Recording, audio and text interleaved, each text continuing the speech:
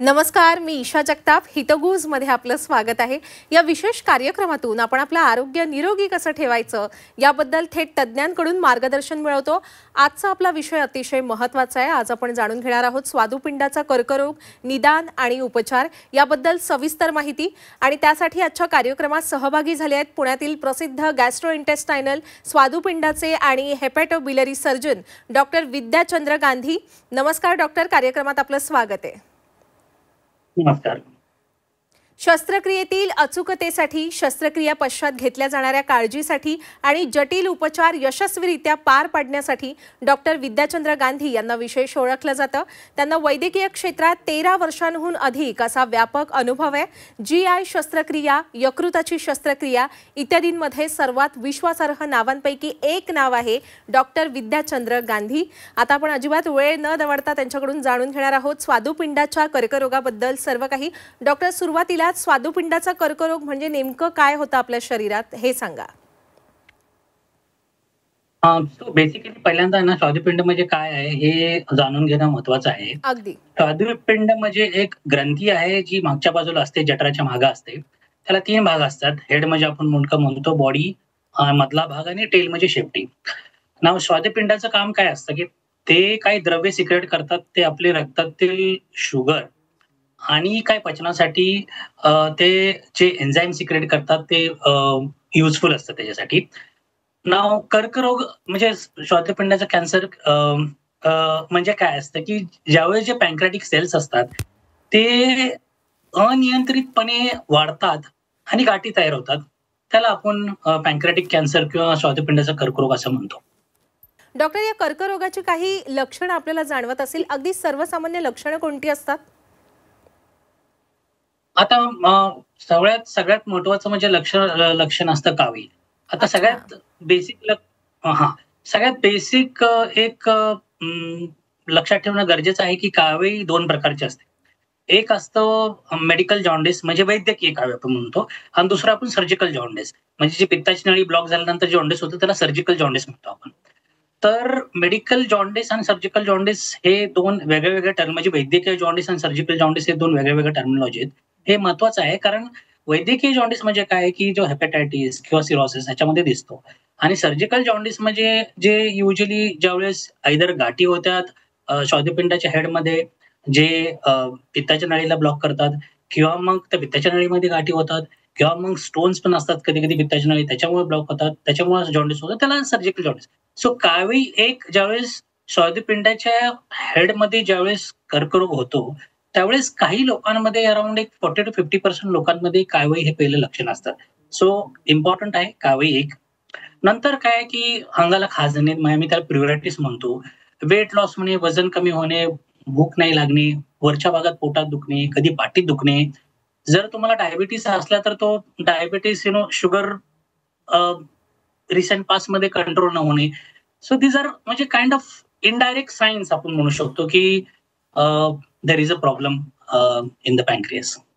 अच्छा, आपण सांगितलं की कावीळ हे स्वादुपिंडाच्या कर्करोगाचं एक मुख्य लक्षण आहे. पण डॉक्टर, कावीळमुळे हा कर्करोग होतो की इतर काय कारण असतं यामागे? नाही, कारणे ऍक्च्युली सायन्समध्ये असे काही स्पेसिफिक काही कारणे नाहीयेत स्वादुपिंडाच्या कॅन्सरमध्ये, पण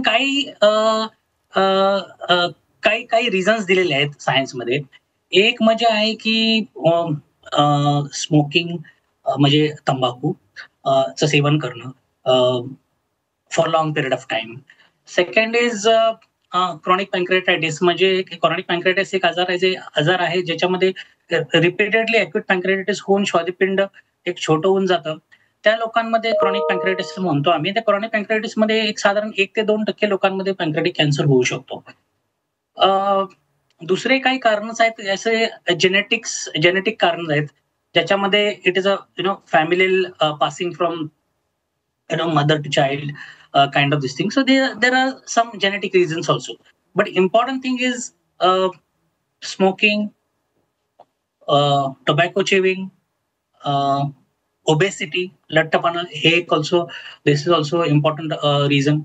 Diabetes is also one reason, especially long-standing diabetes and sugars not getting control.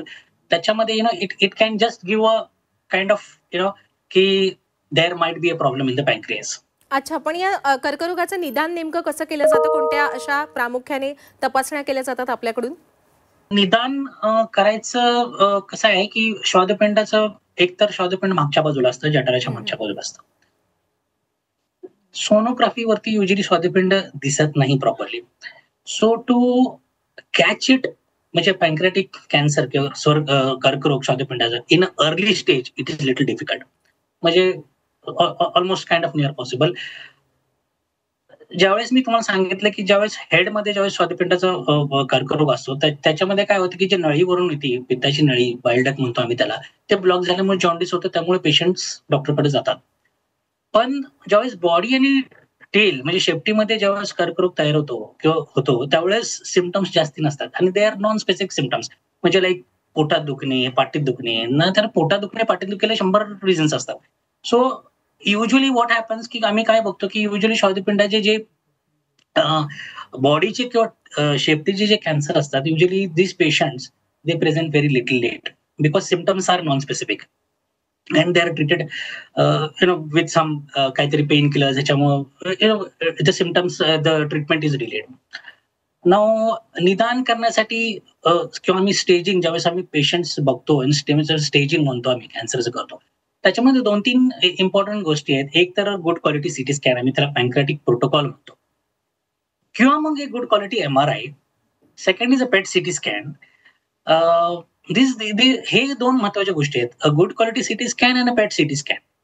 ह्याच्यामध्ये आम्हाला समजून येतं की स्वादुपिंडामध्ये प्रॉब्लेम आहे, तिथं गाठ झालेली आहे आणि ते ऑपरेशनच्या स्टेजमध्ये आहे की नाही. अजून एक तपासणी आहे ज्याला आम्ही म्हणतो एंडोस्कोपिक अल्ट्रासाउंड, पण ते नेहमी लागत नाहीये. कधी कधी काही गोष्टींमध्ये जर डाऊट असलं की ते गाठ आहे की नाही, त्याच्यामध्ये जर सपोज तुकडा काढायला लागला तिथं, तर मग एंडोस्कोपिक अल्ट्रासाउंड म्हणजे तोंडावर जसं एंडोस्कोपी आपण नॉर्मल करतो त्याच्या तिथं एक सोनोग्राफी जवळून पाहून स्वादुपिंडाचे तिथून तुकडा काढणं म्हणजे पॉसिबल असतं. तर एंडोस्कोपिक अल्ट्रासाउंड कधी कधी लागतं तपासणीसाठी, निदान करण्यासाठी. अच्छा, स्वादुपिंडाच्या कर्करोगाचं निदान करण्यासाठी आपण वेगवेगळ्या तपासण्या सांगितलेल्या आहेत, पण तरी सुद्धा आपण म्हणालात की या कर्करोगाचं निदान करणं हे नियर टू इम्पॉसिबल म्हणजे अशक्यच असं जवळपास.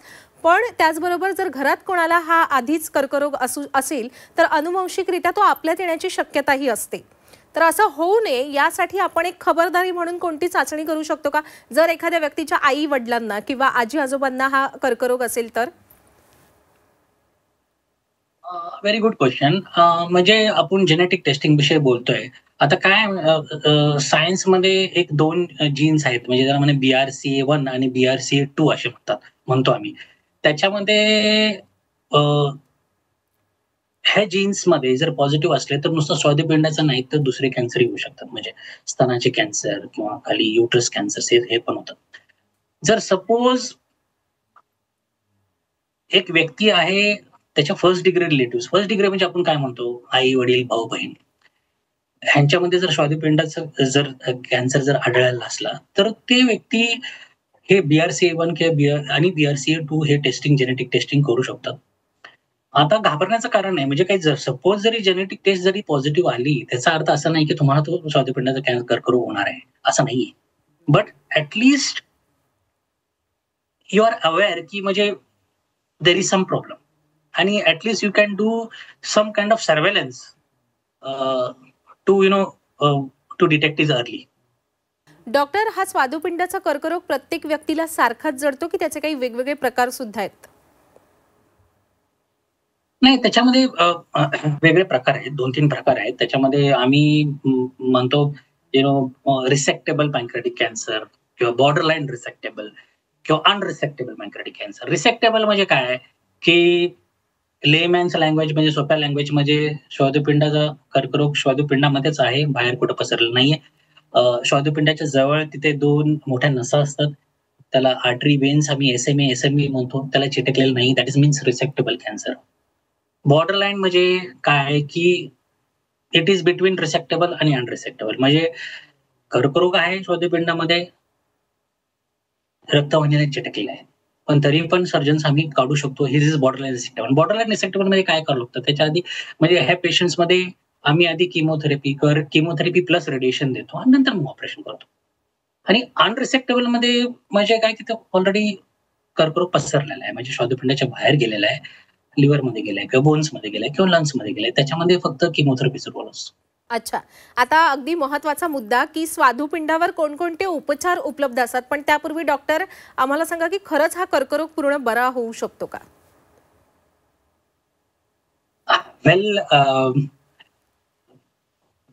जर खूप अर्ली स्टेजमध्ये, म्हणजे आय एम टॉकिंग ऑफ म्हणजे स्टेज 1, म्हणजे व्हेरी अर्ली स्टेजमध्ये जर जर स्वादुपिंडाचा कॅन्सर जर निदान झालेलं असलं आणि सर्जरी जर झालेली असली, प्रॉपर सर्जरी जर झालेली असली, तर yes, it can be treated, or it can be treated properly, plus patients can live longer. If you look at 100 patients of pancreatic cancer, म्हणजे 100 लोक जर तुम्ही बघितले, त्याच्यामधले अनफॉर्च्युनेटली ओनली 30 to 35%, म्हणजे 30 to 35 patients are only in a stage of surgery when they present. Almost 50 to 60% of patients, 50 to 60 patients out of 100, when they present, are unresectable, or they are means the disease has gone outside the pancreas. So this is a very sad situation. And one reason, as we म्हणजे आपण discuss केलं याच्याआधी, की there are no specific म्हणजे signs किंवा symptoms to detect it early or to diagnose it early. That's the reason. अच्छा. आपण सांगितलं, की जितक्या लवकर निदान होईल, जितक्या लवकर उपचार मिळतील आणि योग्य उपचार मिळाले, तर हा कर्करोग पूर्ण बराही होऊ शकतो. बऱ्याचदा असं होतं, की कर्करोग एकदा पूर्ण बरा झाला, तरी तो पुन्हा एकदा उद्भवतो. या कर्करोगाच्या बाबतीत असं होतं? होऊ शकतं. Yes, very good question. I mean, आम्ही रिकरन्स म्हणतो, म्हणजे सर्जरी झाली, किमोथेरपी झाली, patients are okay, but still there is some chance, की थोडासा चान्स असतो की that it can come back or recurrence. स्वादुपिंडाचा if you cancer if you see, तर म्हणजे जर हेडमध्ये जर असला आणि जरी प्रॉपर सर्जरी जरी केली, तर द 5 year चान्सेस, म्हणजे 5 वर्ष जगण्याचे चान्सेस इज अराउंड 25 to 30%. जर तो स्वादुपिंडाच्या साईडला असला, छोट्या आतड्यामध्ये असला, म्हणजे डिओडिनम मी म्हणतो त्याला, आणि त्याला पण ती सेमच सर्जरी लागते, पिंपल्स लागते, तर त्याच्यामध्ये survival is little better. So overall स्वादुपिंडाचे कॅन्सर थोडेसे खराब असतात, बट ॲज म्हणजे आपण जसं डिस्कस केलं आधी, की if we diagnose them early, म्हणजे निदान जर टाइम वरती झालं, अर्ली स्टेजमध्ये झालं, तर definitely we can win on this situation. जितक्या लवकर होईल निदान, तितक्या लवकर आपण उपचार करू शकतो आणि तितक्या लवकर त्या रुग्णाचा जीव वाचू शकतो, तो कर्करोग मुक्त होऊ शकतो, असं आपण सांगितलं. हे उपचार नेमके कोणकोणते असतात, याबद्दल सविस्तरपणे सांगा डॉक्टर. एक बेसिक हे आहे, की स्वादुपिंडाची जे द बेस्ट ट्रीटमेंट, म्हणजे सगळ्यात चांगली ट्रीटमेंट स्वादुपिंडाच्या कॅन्सरसाठी, जर ते रिसेक्टेबल स्टेजमध्ये असले, तरी surgery. That is the best treatment. Okay, what ever sed and done. आता किमोथेरपी तुम्ही आधी कधी काही पेशंट्सला आधी द्यावं लागते, काही पेशंट्सला नंतर द्यावं लागते, दॅट्स अ डिफरंट थिंग. पण जर रिसेक्टेबल स्टेजमध्ये असला किंवा बॉर्डरलाईन रिसेक्टेबल असला आणि तुम्ही किमोथेरपी दिली असली, तर बेस्ट ट्रीटमेंट इज सर्जरी. शस्त्रक्रिया, that is the best treatment. पण थेट शस्त्रक्रिया करण्याची वेळ येते का डॉक्टर? त्याच्या आधी काही उपचार असे नसतात. म्हणजे कसं आहे माहिती आहे का, आता हे सगळं डिपेंड्स आहे, की जर स्वादुपिंडाच्या हेडमध्ये जर कॅन्सर असला, तर त्याच्यामध्ये पेशंट्स, मी तुम्हाला सांगितलं, काही पेशंट्स कावेमध्ये जॉन्डिसमध्ये प्रेझेंट होतात.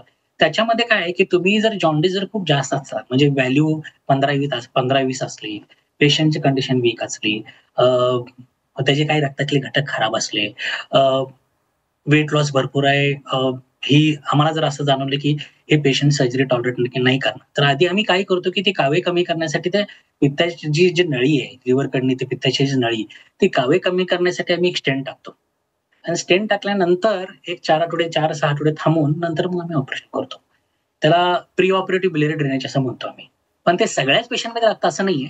काही पेशंट्समध्ये, जसं मी सांगितलं तुम्हाला, जर ताप येत असला, जॉन्डिस खूपच असला, पेशंट वीक असले, किडनीचं फंक्शन पण खराब झालेलं असलं, रक्तातले काही घटक अजून खराब झाले असले, तर मग आम्हाला आधी ती कावे कमी करून 4 आठवडे थांबून स्टेंटिंग करून मग नंतर ऑपरेशन करणे गरजेचं असतं.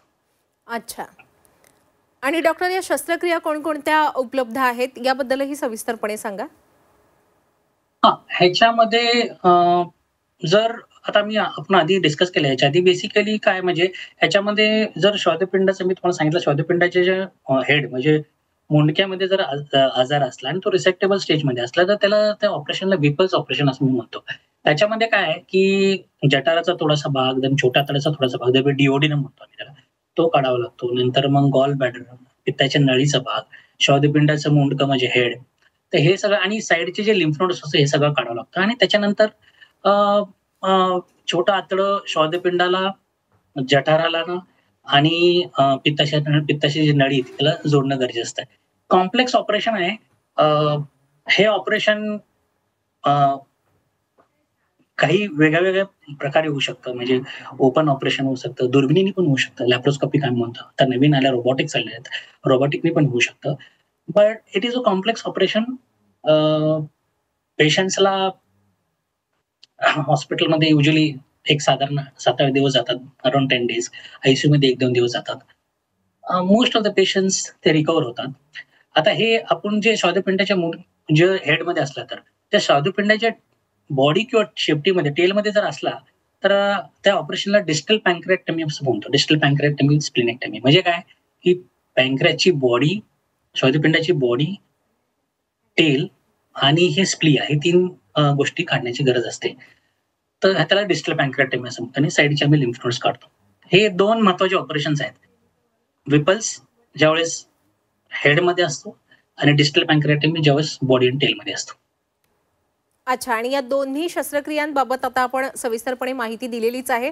डॉक्टर, स्वादुपिंडाच्या कर्करोगावर किमोथेरपीचं किती महत्त्व आहे, थोडक्यात सांगा.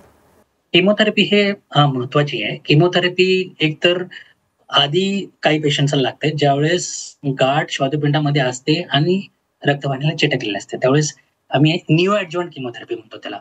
म्हणजे किमोथेरपी द्यायची, गाठीची साईज कमी करायची आणि नंतर ऑपरेशन करायची आणि परत अजून किमोथेरपी द्यायची.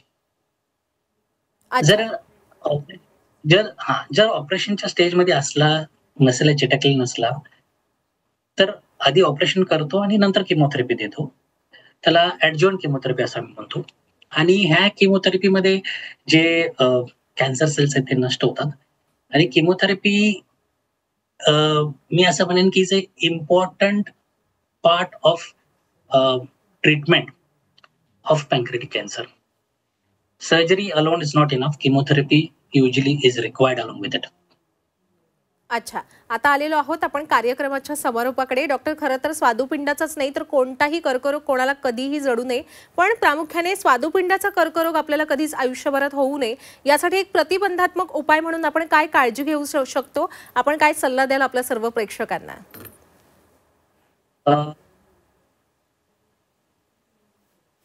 आपण टाळू तर शकत नाहीये, पण ऍटलिस्ट वी कॅन म्हणजे आपण काही गोष्टींवरती अवॉइड करून लक्ष देऊन एस्पेशली अवॉइड स्मोकिंग म्हणजे तंबाखूचं सेवन न करणे, avoid tobacco chewing, decrease alcohol कमी करणे as far as possible, keep weight in control, लठ्ठपणा कमी करणे आणि diabetes which is almost rampant all across the country, to keep that in control.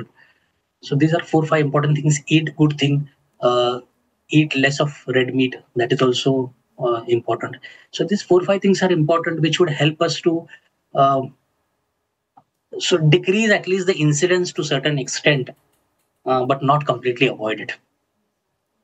अगदीच डॉक्टर, आपण या चर्चेत सहभागी झालात आणि आपल्या सर्व प्रेक्षकांना एवढं मोलाचं मार्गदर्शन केलं त्याबद्दल मी आपले मनापासून आभार व्यक्त करते. धन्यवाद. Thank you madam. प्रेक्षक हो, आता वेळ झालेली आहे इथेच थांबण्याची. ताज्या घडामोडींसाठी पाहत रहा झी 24 तास.